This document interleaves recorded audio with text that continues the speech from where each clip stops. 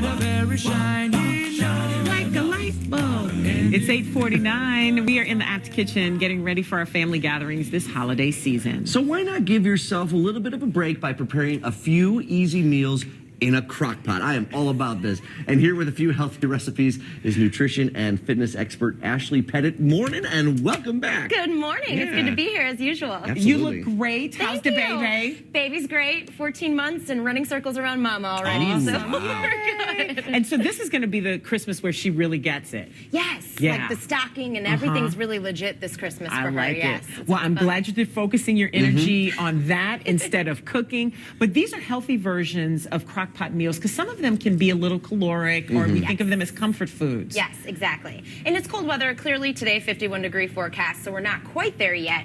But these are things that I love for convenience. I'm so busy right now. Holiday shopping, I'm going to be traveling. I have a 14-month-old child and a business to run.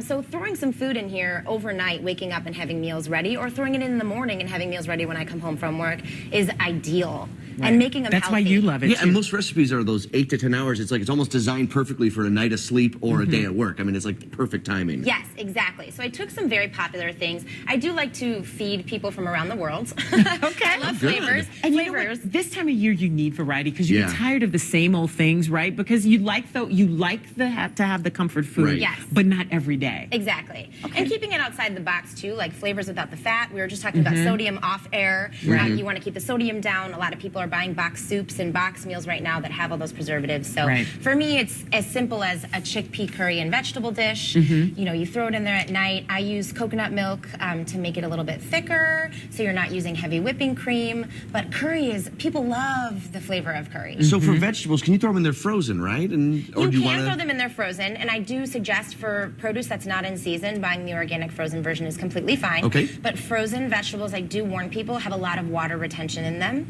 so the water's going to open up in the slow cooker. So you think you're getting up with a lot more liquid Yes. than you thought. And then the Okay. flavor dissipates a little bit Okay. because you have too much water. Good to know. So fresh vegetables are better if you Yes. can, but if it's out of season. Yes, and you have to be careful too with things like I don't put fresh tomatoes in there. I actually do the organic canned tomatoes. Okay. Because fresh tomatoes will have more water too. Got it. So just paying attention to this and trial and error or something. Right, You can yeah, follow my absolutely. recipes certainly, but trial and error for yourself. What I have in the slow cooker today, and it looks like my daughter rolled them herself. Steamed cabbage is not that easy to work with, but things like dolmades, like a Greek dish. But I put quinoa with currants and some onion in there and pumpkin seeds. Let me ask you a question before you go Yes. further with this. Do you not prepare the quinoa and you put it in the cabbage? You do prepare. Talk to me about how this works. All of the dishes here have about 5 to 6 minute prep that happens before you put it into the slow cooker. A lot of times I will brown meats and then put it in. You don't want to just put in a bunch of raw stuff with a bunch of vegetables. It won't actually work out to your benefit You there. don't want to do that? I got to get home real quickly. Be right back. We're going to have to talk after this a little bit.